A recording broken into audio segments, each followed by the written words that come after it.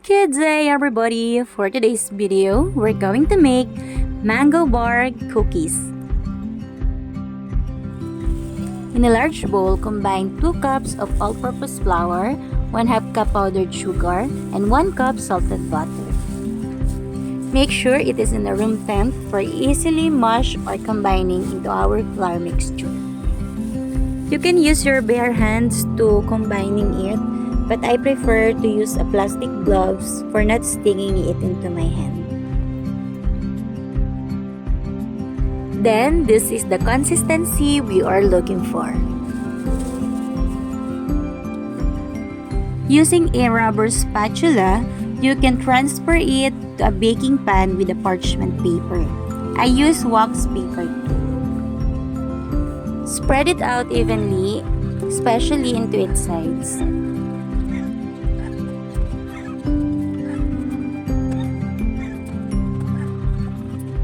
For flattening surface, I use wax paper and press it softly using my measuring cup.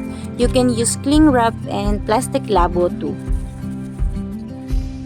And after that, bake in a preheated oven 5 minutes to 8 minutes or bake it until sides golden brown.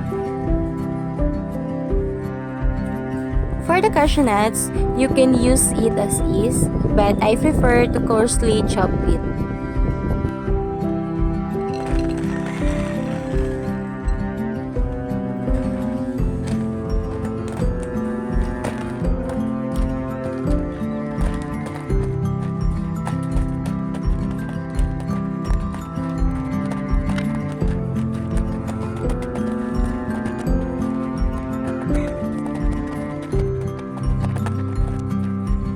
Then, transfer in a pan to toast it in your oven or simply in your cooking pan to toast it.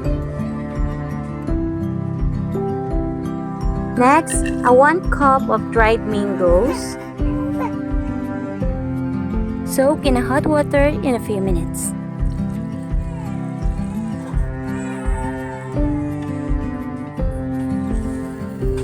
After soaking, remove the excess water by using the strainer and strain well. Then, set aside. In another large bowl, we have 1 cup of all-purpose flour, 1½ teaspoon baking powder, and 2½ cup light brown sugar.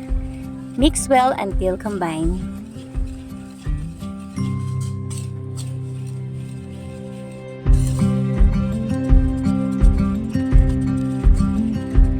Then, add the 3 large eggs and mix it using a wire whisk.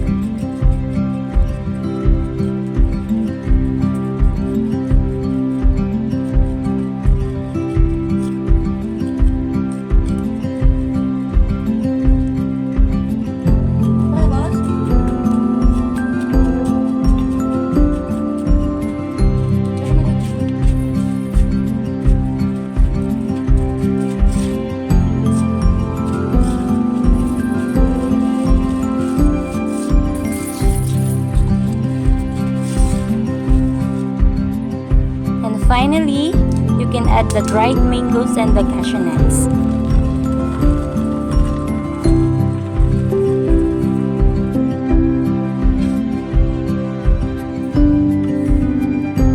Give a drop of lemon extract to enhance the flavor of our dried mangoes.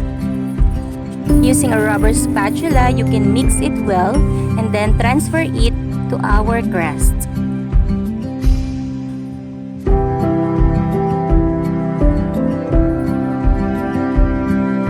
For that, we can finally bake until golden brown the top. After baking, please cool it down and cut into pieces. I prefer to cut it into the bite size like this. And finally, this is our finished product, mango bar cookies.